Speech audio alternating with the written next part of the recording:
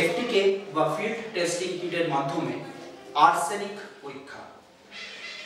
Arsenic পরীক্ষা করার জন্য আমাদের এফটিকে কিটে এতগুলো কম্পোনেন্ট যেগুলো সাজানো আছে সেগুলো লাগবে। আমরা পরীক্ষাটি করতে করতে দেখে নেব যে কিভাবে এক একটা কম্পোনেন্টকে আমরা ব্যবহার করব।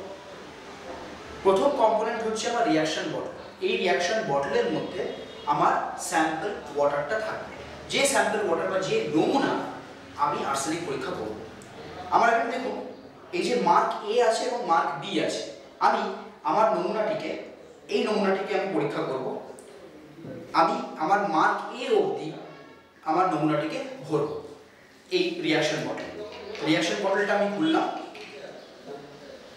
খুলে আমি স্যাম্পলটিকে মার্ক এ অবধি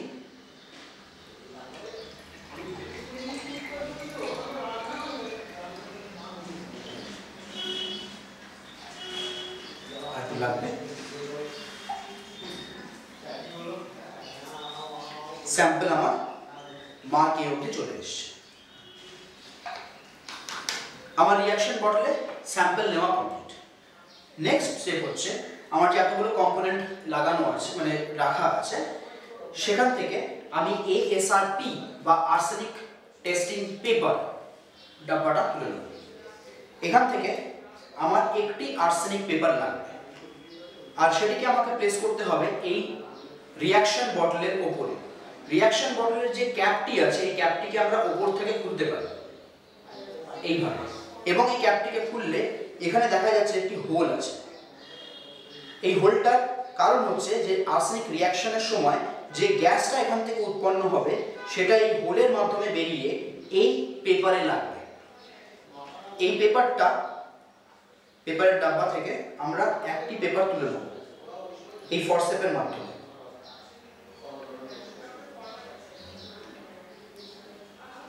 একটি পেপার এখান থেকে আমরা ফরসেপের মাধ্যমে তুলে নিই। এই পেপারটিকে আমরা এর উপর বসিয়ে দিই ঠিক এইভাবে। এরপর আমরা বটলটির যে লিডটা রয়েছে সেটি উপরে চাপিয়ে দিই।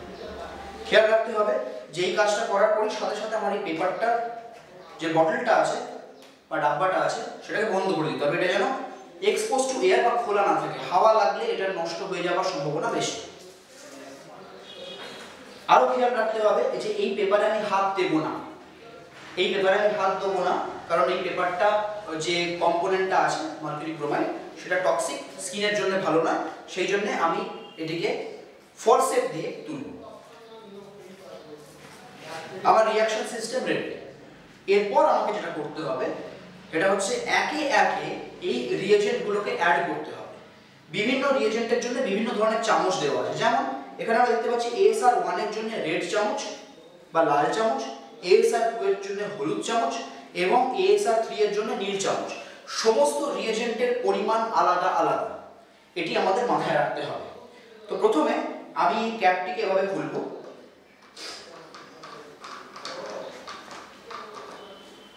যাতে আমি রিয়েজেন্টগুলো পরপর অ্যাড করতে পারি।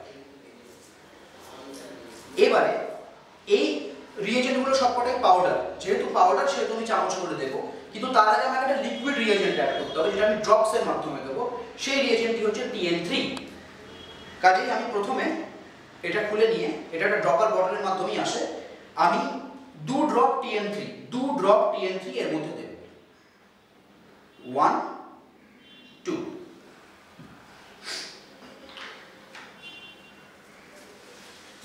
দেওয়ার পর আমি আবার ক্যাপটি লাগিয়ে খুব ভালো করে এটাকে মিক্স করে দেব।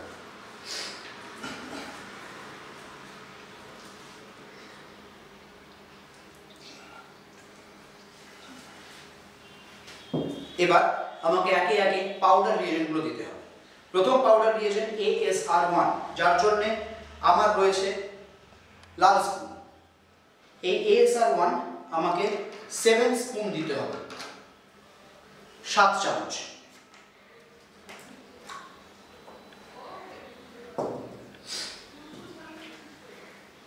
খুব ঠান্ডা মাথায় 1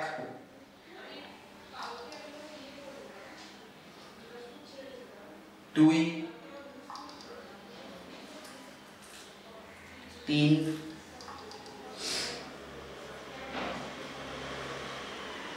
4 5 6 7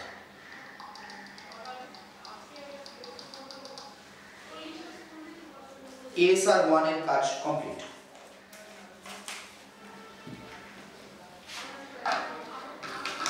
এবার আমি আবার জল বা নমুনা এবং পাউডার রিয়েজেন্টকে ভালো করে মিশিয়ে নেব।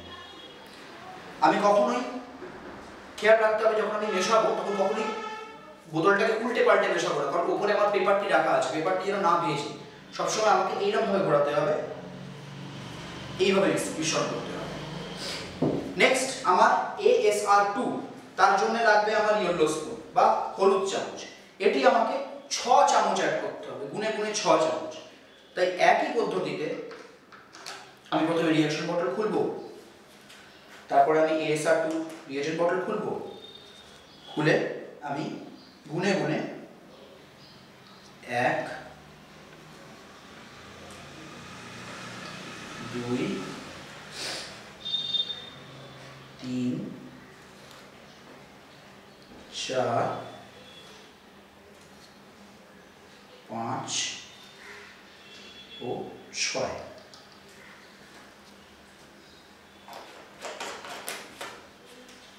ASR 2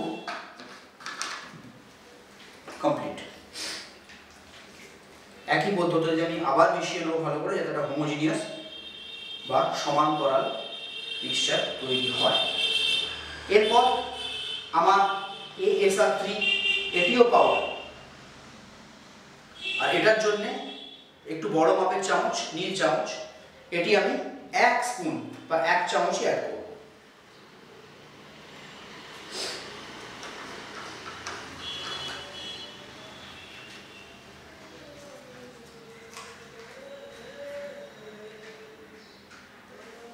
এক চামচ।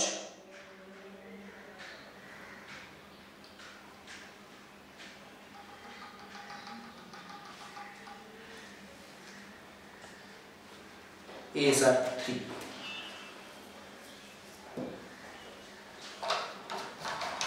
এবার আমি আবার ভালো করে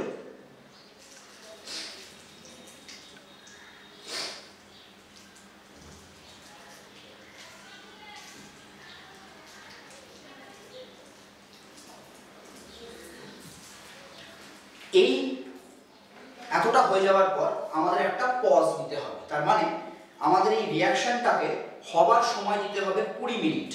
কাজেই আমি এতদূর করার পর এই বোতলটিকে একটা সুরক্ষিত স্থানে 20 মিনিট ঘড়ি ধরে রেখে দেবো। বাকি কাজটা তারপর করব।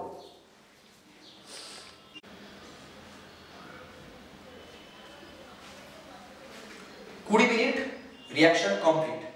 এরপর আমার ফাইনাল স্টেপ। এবার আমার যেটা করতে হবে সেটা হচ্ছে যে আমি যে পেপারটা এই লিডের উপর রেখেছিলাম সেই পেপারটাকে আমাকে বার করতে হবে। তাই আমি উপরে এই লিডটা খুলে নেব। আমার পেপারটা এখানে রয়ে গেছে। এইবারে আমি ফরসেপের মাধ্যমে পেপারটিকে তুলে নেব।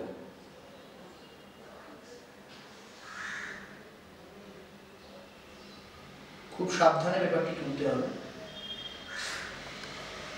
এইখানে একটা কালারেশন এসছে।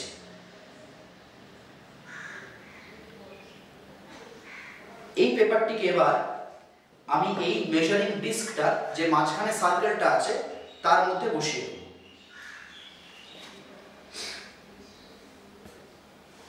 এবং 1 ড্রপ ASR4 আমাকে অ্যাড করতে হবে।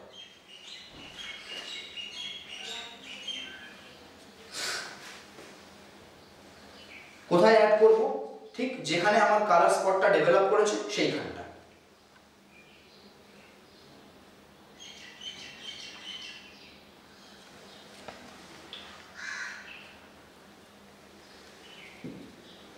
ASR4 অ্যাড করার পর আমার যে কালারটি এলো এই স্পটে, খুব সুন্দর একটা গোল কালারেশন এসছে এই সাদা পেপারটার উপর। এইটাকে আমাকে মিলিয়ে নিতে হবে আমার চারপাশে যেটা দেওয়া আছে, যে কালার চার্টটা দেওয়া আছে তার সাথে কোন কালারের সাথে আমার এই রংটা প্রপারলি আসছে সেটা আমাকে দেখে নিতে হবে। আমি দেখতে পাচ্ছি যে এই যে কালারেশনটা এসছে হলুদ কালারটা, এটা অনেকটা আমার এর সাথে মিলে যাচ্ছে, মানে যেখানে লেখা আছে 25 ppb সেই 25 ppbর সাথে কালারটা অনেকটা মিলে যাচ্ছে। কাজেই আমার এই স্যাম্পলের আর্সেনিক ভ্যালু আমি নির্ধারণ করছি 25 ppb বা 25 পার্টস পার বিলিয়ন।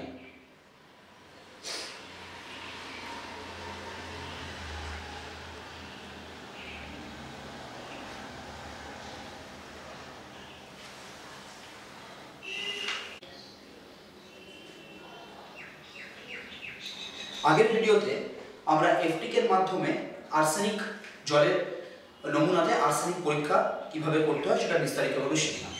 আমরা আরেকটা রিভিশন করব, আরেকটা স্যাম্পল করব সেম এফটিকের মাধ্যমে আর্সেনিক পরীক্ষা। আমাদের কাছে রিঅ্যাকশন বটল আছে এবং আমাদের কাছে স্যাম্পল আছে। আমরা এই নমুনা দিয়ে এই নমুনাতে কত পরিমাণের আর্সেনিক আছে সেটা পরীক্ষা করব। তো প্রথমে আমি যেটা করব সেটা হচ্ছে আমার রিঅ্যাকশন বটলটাকে, যেহেতু আগের স্যাম্পেলের কিছু ফোঁটা এখানে বা কিছু রেমিনেন্টস এখানে থাকতে পারে, সেহেতু আমাকে যেটা করতে হবে প্রথমে সেটা হচ্ছে যে আমাকে স্যাম্পল বটলটাকে আগে রিন্স করে নিতে হবে ভালো করে। অল্প স্যাম্পল, যে স্যাম্পল আমি পরীক্ষা করব, যে নমুনা আমি পরীক্ষা করব, আমি যখন ফিল্ডে পরীক্ষা করতে যাব আমার কাছে নমুনার কোনো অভাব থাকবে না। কাজেই আমি সেটা ব্যবহার করে ভালো করে বটলটাকে রিন্স করে নেব।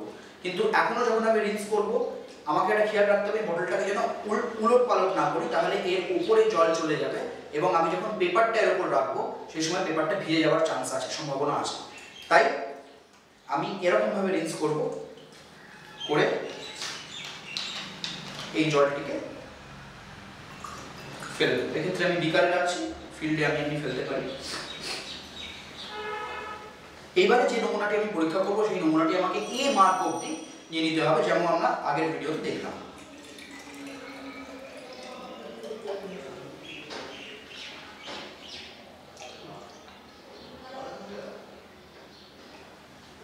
এ মার্ক অবধি আমি নমুনা নিয়ে নিয়েছি।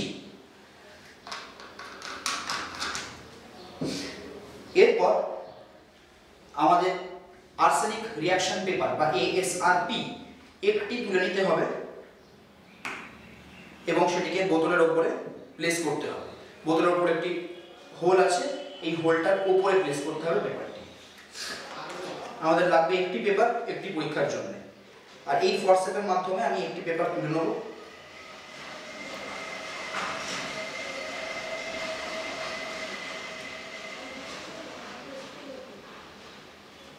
এই আমি একটি পেপার পেয়ে গেছি, আমি এটিকে খুব যত্ন সহকারে এই হোলটার উপর প্লেস করে দিলাম। দিয়ে আমি প্রথমে এটা বন্ধ করলাম এবং তার উপর এই ক্যাপটাকে চাপিয়ে দিলাম। তাহলে আমার রিঅ্যাকশন হলো তৈরি। এরপর স্টেপ বাই স্টেপ আমরা যেরকম দেখেছিলাম যে আমাকে একটি একটি করে রিয়েজেন্ট অ্যাড করে যেতে হবে। প্রথম আমার লিকুইড রিয়েজেন্ট আমার TN3, এটা ড্রপার বোতল। এই ড্রপার বোতল থেকে 2 ড্রপ লিকুইড রিয়েজেন্ট আমাদেরকে এই নমুনার মধ্যে দিতে হবে। 1 2 2 ড্রপ TN3।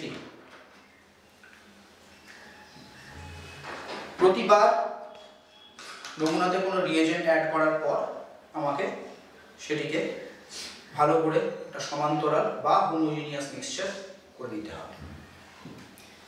এরপর আমাকে একটি একটি করে পাউডার রিয়েজেন্ট অ্যাড করে যেতে হবে। প্রথম পাউডার রিয়েজেন্ট ASR1। এই ASR1 অ্যাড করার জন্য আমরা আগেও দেখেছি আমাদের লাল বা রেড স্পুন ইউজ করতে হবে এবং এটি যাবে 7 চামচ। কাজেই গুনে গুনে আমি 7টি চামচ ASR1 এই স্যাম্পলে দিয়ে দেবো। 1 2 3 4 5 6 7 7 চামচ ASR1,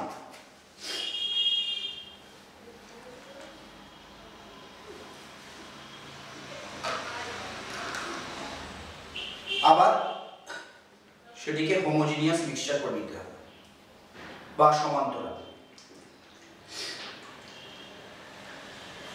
এরপর আমাকে এই হলুদ স্পুন বা ইয়েলো স্পুন ব্যবহার করে ASR2 6 চামচ দিতে হবে। একইভাবে আমি রিঅ্যাকশন বটল খুলব, রিঅ্যাজেন্ট বটল খুলব এবং ASR2 6 চামচ গুনে গুনে দিয়ে দেবো। 1 2 3 4 5 6।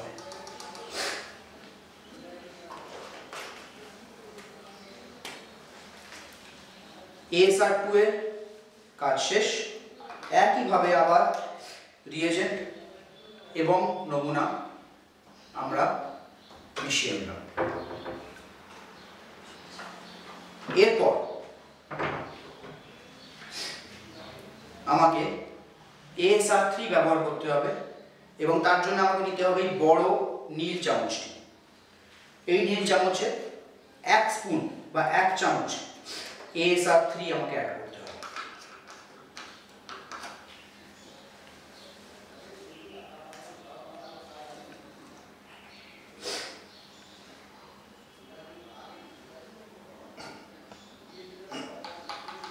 ASR3 1 চামচ আমরা দিয়ে দিয়েছি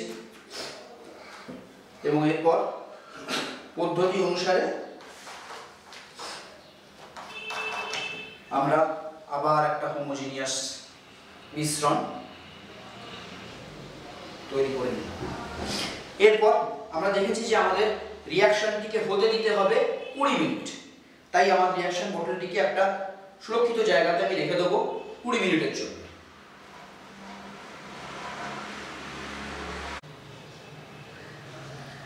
রিঅ্যাকশন বটল 20 মিনিটের জন্য আমরা একটা সেফ জায়গায় রেখে দিয়েছিলাম এবং 20 মিনিটের রিঅ্যাকশন শেষ। এরপর আমাকে যেটা করতে হবে সেটা হচ্ছে খুব সাবধানে এই ওপরের পার্টটা করতে হবে যাতে আমি এই পেপারটিকে রিট্রিভ করতে পারি।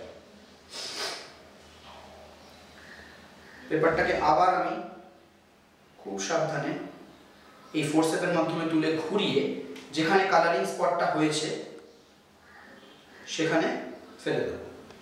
এখন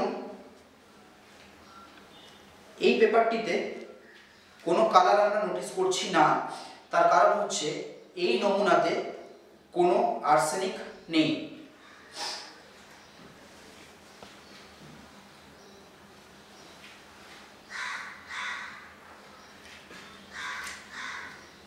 এবার আমরা ASR4 বা আর্সেনিক রিয়েজেন্ট 4, এটাও লিকুইড রিয়েজেন্ট, এটাকে 1 ড্রপ এই পেপারের উপর দিয়ে দেব, ঠিক মাঝামাঝি।